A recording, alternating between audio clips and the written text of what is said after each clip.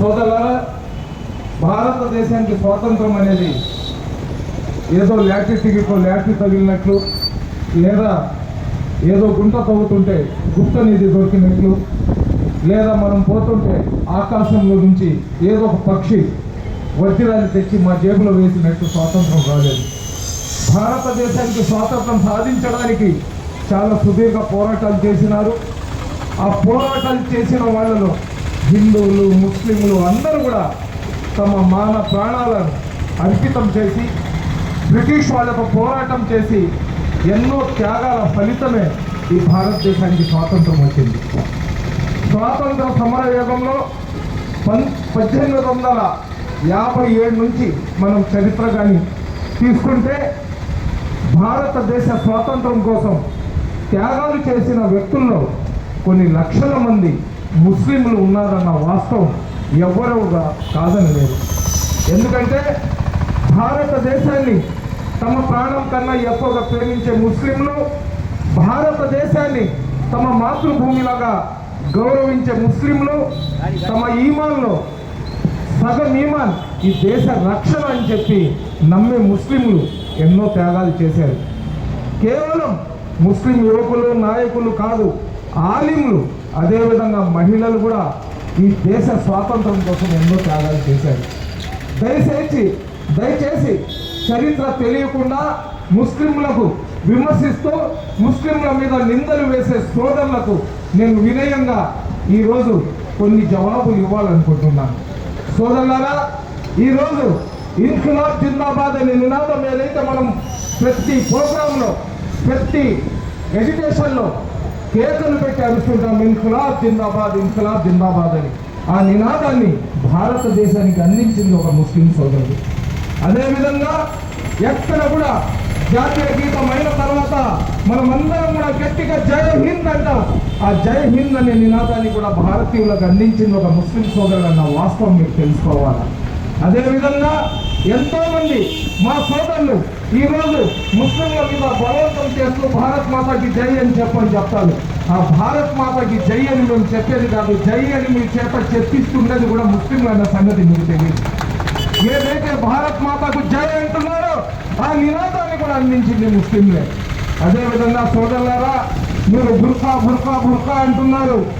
1857 తర్వాత ఏదైతే సహాయ నిరాకరణ ఉద్యమం జరిగిందో ఆ సహాయ నిరాకరణ ఉద్యమంలో మీరు ఈ దేశం కోసం ప్రాణాలను పణంగా పెట్టండి, దేశం కోసం ప్రాణ త్యాగం చేయండి అని చెప్పి బహిరంగ సభలో బుర్ఖా వేసుకొని ప్రాణ త్యాగం ఇస్తే ఎంత పుణ్యమో ఖురాన్ హదీస్ల రోషనీలో భారతీయులకు తెలియజేసింది ముస్లిం సోదరి మళ్ళీ వాస్తవాన్ని కూడా మీకు తెలియజేసుకోండి.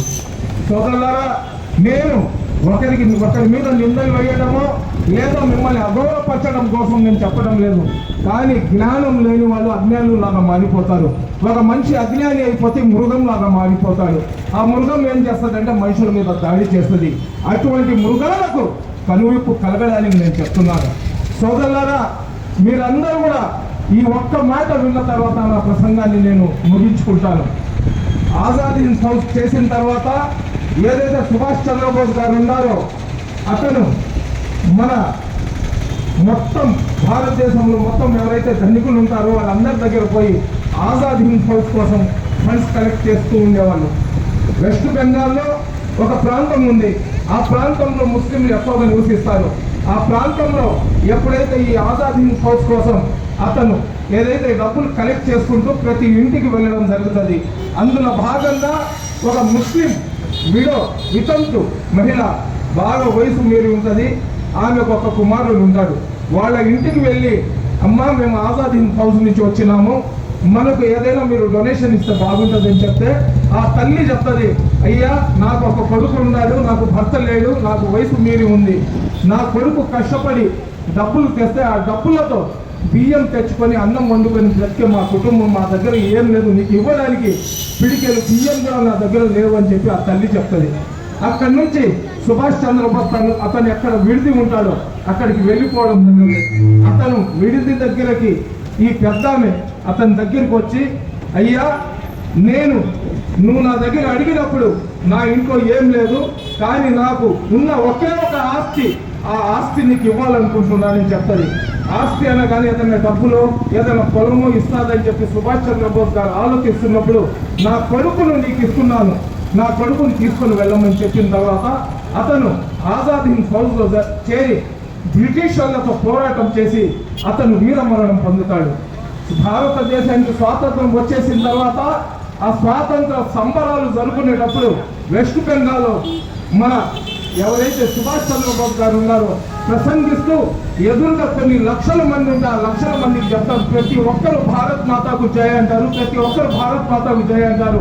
మీలో ఎవరైనా భారత్ మాతను చూసి ఉన్నారా అని చెప్పి మన సుభాష్ చంద్రబోస్ గారు అడగడం జరుగుతుంది.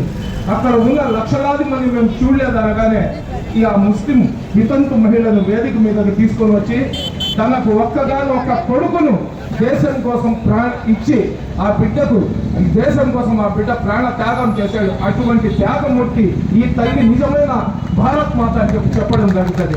కాబట్టి సోదరులారా, భారతదేశంలో ఉన్న సమైక్యవాదం, భారతదేశంలో ఉన్న లౌకికవాదం, భారతదేశంలో ఉన్న సోదర భావం, భారతదేశంలో ఉన్న మిత్రుత్వం, భారతదేశంలో ఉన్న సహనం, భారతదేశంలో ఉన్న నైపుణ్యం, ఇవన్నీ కలిసి ఉండబట్టే ఈరోజు భారతదేశం 80వ స్వాతంత్ర దినోత్సవం వేడుకలు చేసుకుంటున్నాయి.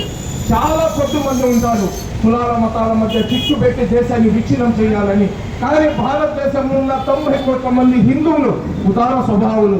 90 కోట్ల మంది హిందువుల్లో 0.01% ఏదైతే కాలువలో ఉండే పెంట పురుగుల్లాగా కొంతమంది ముస్లింలలో కొంతమంది పెంట పురుగుల్లాగా దేశాన్ని విచ్ఛిన్నం చేయాలంటే కుదరదు. ఈ దేశంలో ఉన్న ప్రతి ఒక్కరు కూడా ఈ దేశాన్ని ప్రేమిస్తారు. ఈ దేశాన్ని విచ్ఛిన్నం చేసి మళ్ళీ ఎవరో బ్రిటిషర్స్ దగ్గర అమెరికా వాళ్ళ దగ్గర బానిసలు చేయాలని చూస్తే ప్రజలలో ఒక ఉద్యమం వస్తుంది. ఆ ఉద్యమంలో ఆ ఉద్యమంలో ప్రతి ఒక్కరు కొట్టుకుని వెళ్తారని చెప్పి తెలియజేసుకుంటున్నారు.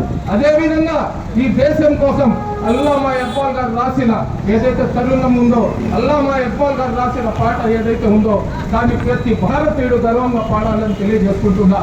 సారే జహాं से अच्छा हिंदुस्तां हमारा, हम बुलबुले हैं इसकी ये गुलशिता हमारा, मजहब नहीं सिखाता आपस में बैर रखना, हिंदी है हम वतन है हिंदुस्तां हमारा అనే ఒక చక్కటి నినాదాన్ని అందించింది కూడా ముస్లింల సంగతి మీరందరూ గుర్తుపెట్టుకోవాలా.